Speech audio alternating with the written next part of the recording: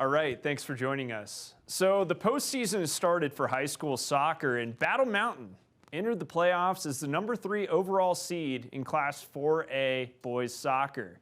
They took on Mullen, who was ranked 30th heading into the tournament Thursday night, and we're hoping to move on to the second round. It was beginning to feel like winter in Edwards Thursday night for playoff soccer. After only falling once in the regular season, the Battle Mountain Huskies were hoping to keep their season alive in the postseason as they matched up with Mullen in Edwards. Moving over to the second half, up 5-0 already on Mullen. Cooper Skidmore adds the explanation point on this goal, and the Huskies cruise past the Mustangs 6-0 in not the friendliest conditions. With the win over Mullen, Battle Mountain will advance to the second round of the playoffs, where they'll match up with the number 19 seeded Golden High. That game should be played back in Edwards. How about no goals given up by the Huskies keeper Zeek Alvarez? We caught up with him after the game.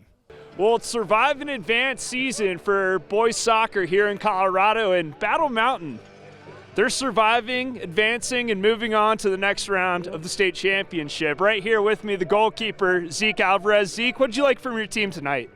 I think we played really well. I mean, we fought through everything.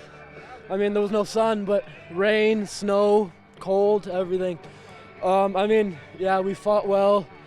We just played well, put up 6 good goals, and we're going on to the next. Okay, and kind of how did playing on these snowy conditions kind of change up the pace of this game, you think? I mean, I think none of us are obviously used to it, but I think we're more used to it than them. But, I mean, we just keep the speed of play to our level. I mean, I think if we could play to our level every game, I think we're pretty good.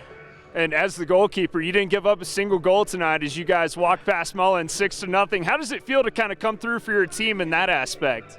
No, it feels good. I mean, I don't know what clean sheet, but we started off strong in the season with 3 clean sheets and then had one last week and then this week, so it feels great, yeah.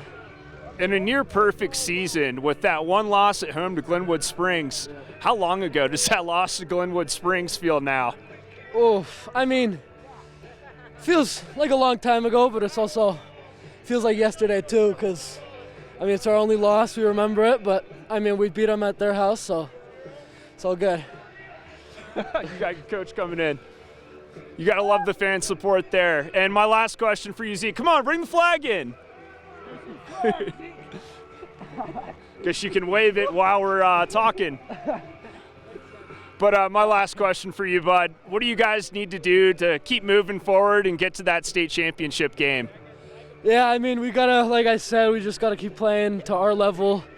Can't be playing at other teams' level. Just play at our level. I mean, we got a home game next week or whenever the next game is. But, yeah, just keep playing our level and just score some goals. Awesome. Got anything you want to add?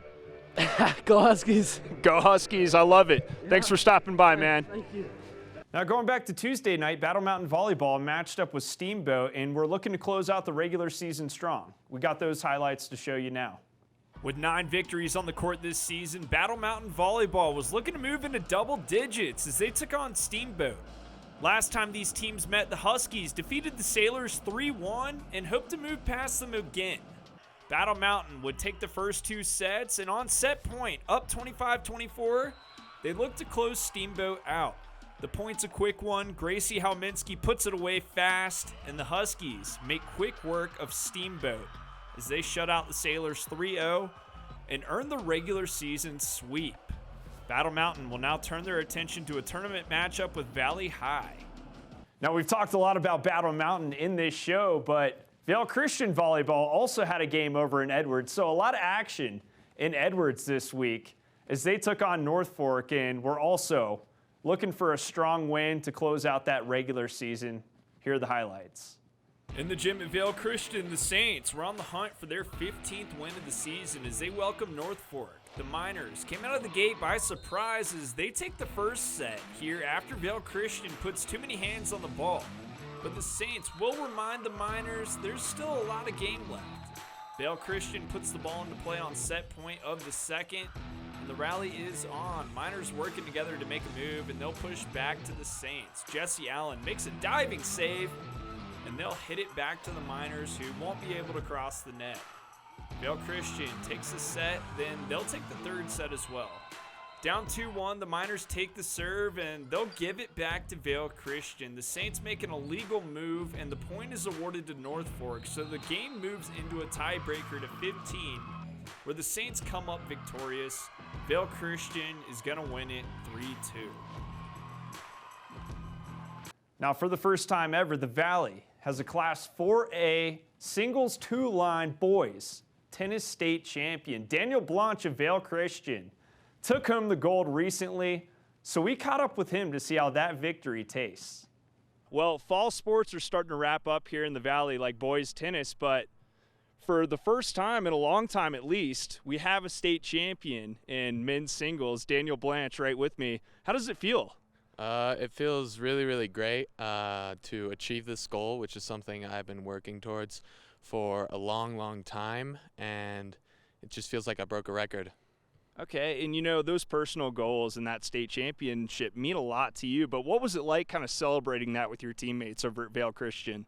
It was really great with the support from my coaches, my school, my teammates. They're really supportive, and they were really happy that I had won states, and I was really happy, so we kind of celebrated it together. And you're sort of a newcomer to the Valley. You were just telling me about 2.5 years you've been living here now.